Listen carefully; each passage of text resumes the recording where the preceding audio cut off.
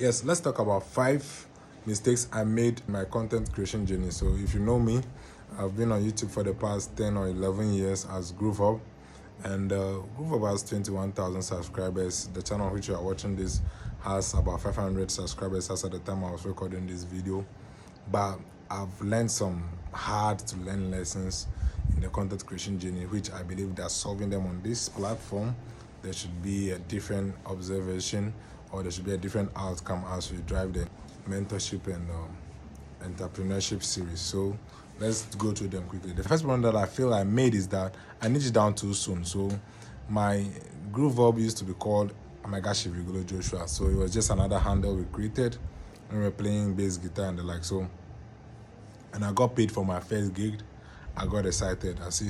I tried to see how I could naturally monetize this and get paid such tokens. The first monies I made were actually tokens from my followers. So I started getting a lot of these tokens. So when I started getting these tokens, I got so interested, and then I named African GrooveUp.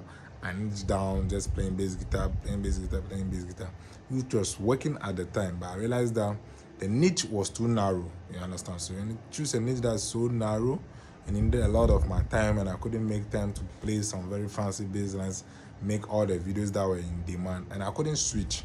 Okay, I couldn't switch to making vlogs, making all other kinds of content that I would have probably enjoyed to make more of. So I had to be creating multiple handles, and it's not the best. Okay, so you have to look at that. The second thing is creating multiple channels. So usually when you are young, when you start a handle, you feel like, oh, this is my business channel, this is my sports channel, this is my personal channel, this is my vlog channel. You cannot exactly do that. You are splitting your opportunities up.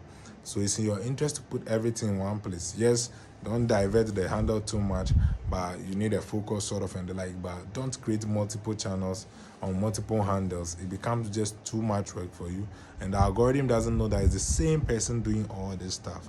Okay, so if you can harness all your energy into one spot, it actually gives you more opportunities to leverage on, and the algorithm will always work for numbers than credibility and some other things that you can't even prove to it if you have multiple channels. So the next thing is I tried to take off my face. So when it started picking, I think I got viral for that kind of channel.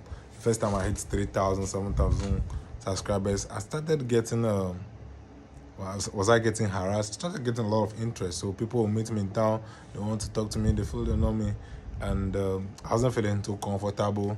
I was not too bold behind the camera. I had I don't know whether I was shy. I had some complicated self-image, self-actualization, stuff. So I thought I would take my face off. So you see some videos of my cut it at the head, and but I realized that it was not the best, because social media handles should be built around you. Okay, so it's in your interest to let the people know you, which was a good thing that I missed out on. So it's good to keep your face on the handle. The next mistake I make was to vlog my passion. It's good to have a passion and do something that you are passionate about, but it's better to develop more passion in something that is paying or has more exploits and has more opportunities. This is one mistake that I made that I regret so much, because my handle was bass guitar and the like. It was interesting, but not too many people are interested in this. Not too many people watch a bass guitar video. It cannot go too viral. You understand? It cannot go all the end. You cannot monetize it too much. There are very limited opportunities to monetize it. But if you find out something that has greater prospects, you can develop a lot of passion in it and go all out on it. I believe it works better that way than the otherwise. So it's a thing you need to look at. You rather look for where opportunities are and hop on them than trying to force people to join you on what you are interested in. There was a point when I got monetized, I felt like I didn't like the ads that were coming on my video.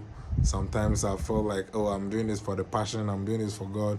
I'm not doing it for the money and those things, but it's free money.